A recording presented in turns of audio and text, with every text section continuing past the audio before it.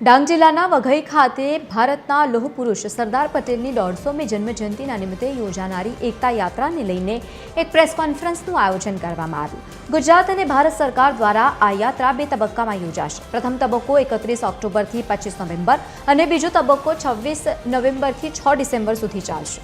આ મામલે વલસાડ ડાંગના સાંસદ ધવલ પટેલે જણાવ્યું છે કે આ યાત્રા કરમસદથી કેવડિયા સુધી 152 કિલોમીટરની રહેશે।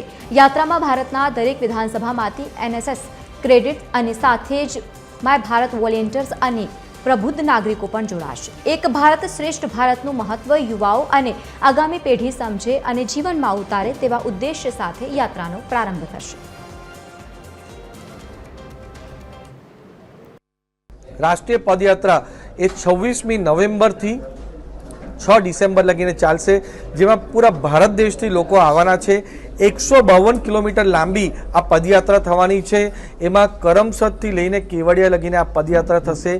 150 સ્ટોપ આ વચ્ચે પદયાત્રામાં આપ્યા છે, કારણ કે 150મી જન્મજયંતિ છે ને સાથે સાથે દરેક વિધાનસભામાંથી 150 એકદમ પ્રતિભાશાળી યુવાન આ યાત્રામાં જોડાવાના છે।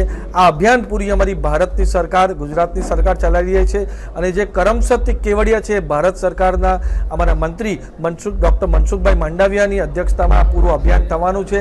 આનો મુખ્ય હેતુ જે સરદાર વલ્લભભાઈ પટેલ એક ભારત શ્રેષ્ઠ ભારત માટે કામ કર્યું, એમના જે યુવાનોમાં સારો સંદેશ જાય ને આવનારી પેઢી પણ આના માટે પૂરી કાર્યરત રહે, એના માટે આ પદયાત્રાનું આયોજન પહેલા પ્રદેશ અને રાષ્ટ્રીય સ્તરે કરીશું।